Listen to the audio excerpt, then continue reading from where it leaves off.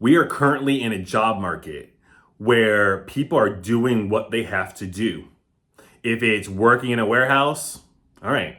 If it's working for McDonald's, okay. If it's doing DoorDash deliveries for 12, 14 hours a day, all right. People are doing whatever they can do to try to get in some money in this terrible job market that we're in.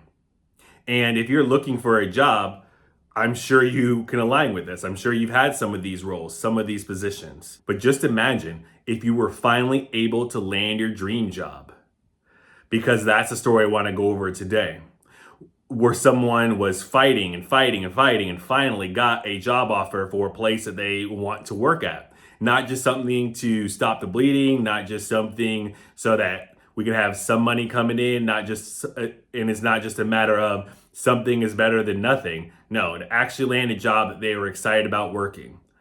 And then all of a sudden, from out of nowhere, the offer was withdrawn. Just put yourself in that situation. If you're in the job market, I'm sure your heart just sank just thinking about that scenario, that you might actually get a great job offer one day only to have it rescinded. So let's dive into this story. Takia says, I had a dream job in mind, a role with richer hours, a salary to lift my family, a path that stretched toward growth and golden light. I sifted through 1,000 postings, hoping, searching, until at last I found the one, a role that fit like destiny, a calling woven from my passion and my past. 2 rounds of interviews, I prepared as if for trial, every answer polished, every hope and prayer, prayed once, twice, 100 times. Let's pause there. And this lady is a paralegal. So not someone in human resources, not someone in a field that really should be struggling right now.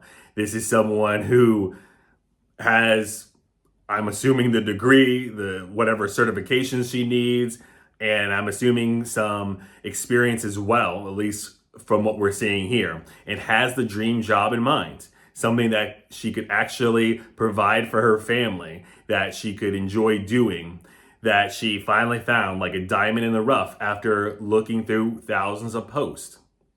And she did not take this lightly. She knew the assignment, if you will, to study and prepare. And she prepared for this job interview like it was a trial. That means doing research, that means doing practice, polishing your answers in your interview, everything you can possibly do to feel as confident as possible going into this job interview so that you know you left no stone unturned and you were as prepared as possible. But let's continue. Until the call arrived. We would love for you to join our team. Tears spilled, relief and joy, a future opening wide. No more frantic rush hour mornings. Pancakes with my children before the day begins. At least 2 days a week. A long promised vacation within reach. A chance to chase my dreams and be rewarded for the climb. At last, finally, the doors swung open. For the next 2 days, gratitude poured from my heart. I resigned from my current job, sent thoughtful emails to other employers who offered me a position, letting them know I won't be accepting their offer because I found and landed my dream job. Let's take a break there. And I don't know, it's hard. It's hard when we're going through these stories because no one actually says all the details around the offer. Because if it's just a verbal offer, that means nothing. If they've at least put the offer into writing, I'd feel a lot more confident about that. Even though they could still pull the offer from under your feet, I would at least feel a little bit better and not resign or do anything drastic until you actually have something in writing.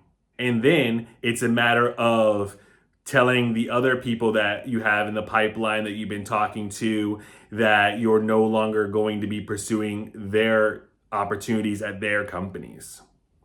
And we really hope that you do leave that on a good note. And I think that's smart to say, hey, I really wanted to work here, but I got an offer that was too good to refuse. You know, like a dream offer that you just can't turn down. I think that's an appropriate way, and I think you could apply to a company like that in the future. And hopefully you at least have the connections, the WhatsApp, the text message number, the email address, something of someone who could get you maybe past the ATS in the future. If you made it to a hiring manager who you seem to vibe with, maybe you could connect with them directly on LinkedIn in the future if something doesn't work out with this job that you've taken. So hopefully you've at least got a little bit of progress there and made some connections and did some networking throughout the process so that could benefit you in the future. And it seems like this is a hybrid position since she said that she could have pancakes with her children at least 2 days a week. So at least 2 days of working from home, or as the companies call it, working remotely. And that is a nice benefit for people who do have kids, knowing that there are no remote jobs anymore. The best case scenario is a hybrid work, but at least 2 days a week, you could maybe get some errands done, spend some time with your children, even spend time with your animals if you just got dogs or cats, if your cat wants to hang out with you. But these are great perks and these are great benefits given the reality of the current job market. But something tells me there's a twist, so let's keep reading. Then I got an email from my dream job that sank my heart deep into my chest. We regret to inform you that we are withdrawing our offer. I felt like dropping to the floor. Feedback from a reference doesn't align with the role. Huh? How? Who? This has to be a joke. I contacted my references and none of them were contacted at all. In fact, they stated had they been contacted, they would have been sure to leave positive feedback.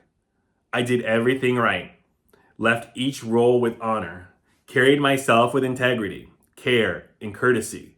How could this happen? How could my dream dissolve so swiftly, vanishing just as I touched its edge? Devastation is too small a word. How could seeking career growth turn to unemployment? Yet, stay positive. Keep going. I whispered to myself. I'm trying. Felt like I just read some kind of poetry there or a novel there. I mean, what advice would you give to someone like this?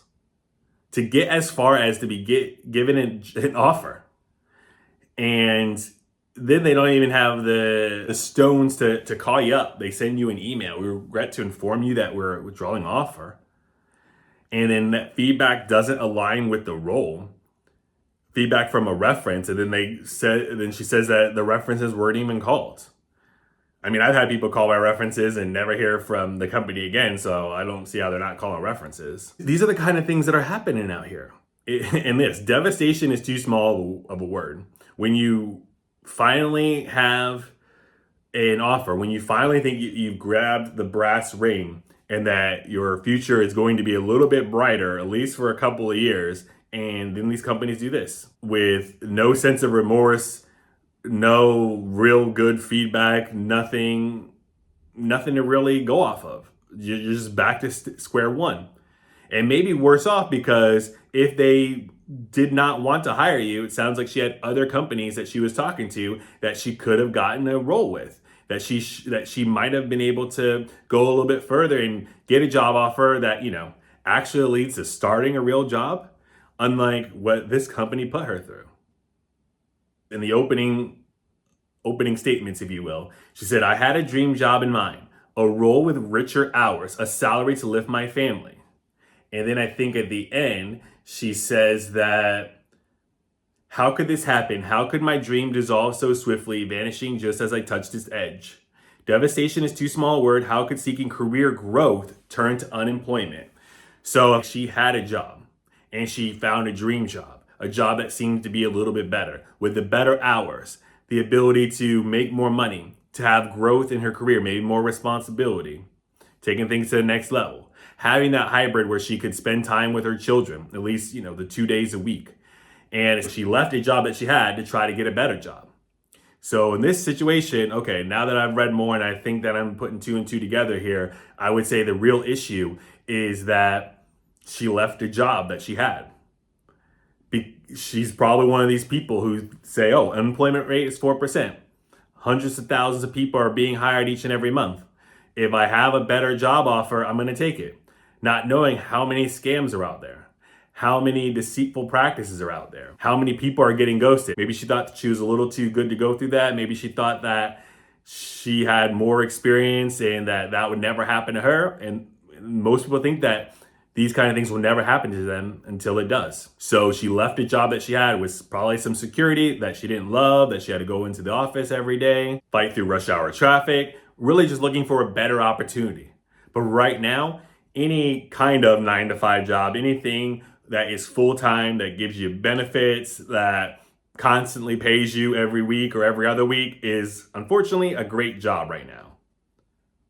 So as I've said multiple times, in this job market, until things actually turn around, do not leave your job. Even if you hate it, even if you think it's draining your mental health, I hear you, I see you, as these posts say, but you know what's really draining your mental health and what's really bad for your mental health? Being without a job for 6 months, 9 months, 12 months, draining your savings, maxing out your credit cards, having to eat into your 401k if not take out all of your money from your retirement. Yes, you might think your situation is bad right now, but unfortunately it could get worse, a lot worse. And this is not the time to leave a job that's paying you, that hasn't put you on a PIP, that doesn't seem like there's massive layoffs, at least in your department, in your periphery. This is not the time to leave for a better job. It's time to sit down, bunker up, and just get through this time that we're in right now before looking for any other job. Because these are the kind of things that are happening to people. And nobody's above it. Nobody's too good. Even if you're one of the people who leave a comment on this channel like, oh, everything's great, what are you talking about? I pray you're right, but I don't think that you are. And I hope that you don't have to change your tune because you go through a situation just like this.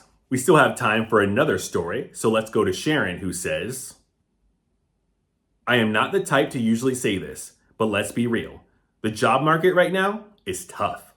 Roles are scarce, competition is high, and even when you land multiple interviews, things often don't add up. After 2 interviews and a working interview for a management position at a popular kid-focused retail brand, I was hopeful. The job description had a clear salary range, and I showed up ready to meet the expectations. But when the offer came in, it was below the lowest end of the advertised pay range. No explanation, just a number that didn't match the role, the responsibilities, or the original posting. Honestly, it felt misleading and disrespectful of my time and experience. Even in a tough job market, integrity matters. If a company can't be transparent and fair in the hiring process, that's probably just the beginning. To anyone going through the grind, don't let desperation make you settle. Know your worth, even when the market tries to convince you otherwise. And I'm really curious because Sharon doesn't have an open to work banner. I don't know if she is just looking for new jobs. I mean, I don't know if you would talk like this and have a public LinkedIn post if you currently have a job, but so we don't know all the background story. But if you do have a job lined up, like we said, you don't even know if the brand new job is even going to come through for you. So if you have a job, just do your level best to not let it get to you too bad, to just stay put. Trust me, I've had some bad work experiences and I've had some really terrible bosses, but now is not the time to play games. Now is not the time to mess around and find out. Trust me on this. And Sharon, I don't know if she has a job right now. Like I said, no open to work banner, but even if they're offering you something that's less than what you want, you don't know when another opportunity is going to come by. So if Sharon, you're out of work and you don't have any income coming in right now, or you're just doing some gig work, take this job.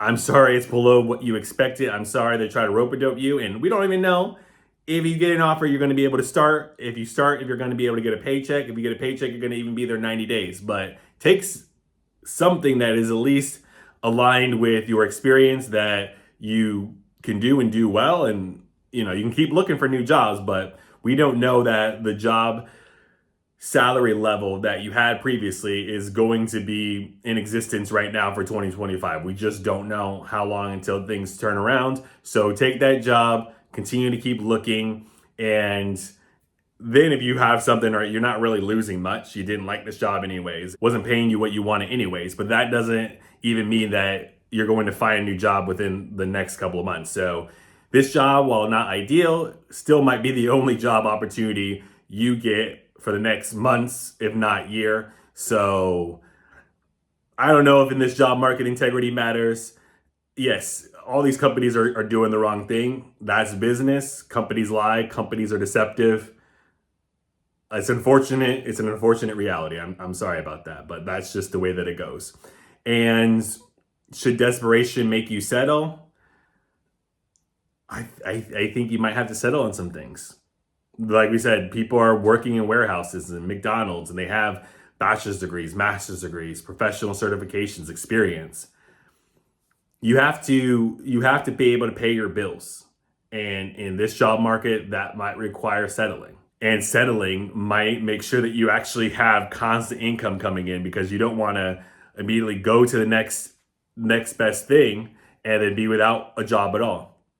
You don't want to turn down a job offer because you think you're too good for it or the pay is a little bit too low. Take that, because you don't know when a new opportunity is going to come along. And even if they do give you an offer, they can take the rug right from under your feet and leave you on the floor, maybe with a concussion, maybe knocked unconscious, because of how shocking it is that this actually happened to you. But let me know what you guys think about this down in the comments below. And if you have some extra time, YouTube thinks you'll find a lot of value in the video on screen right now. Until next time, remember, times are tough, but so are you. Talk to you later.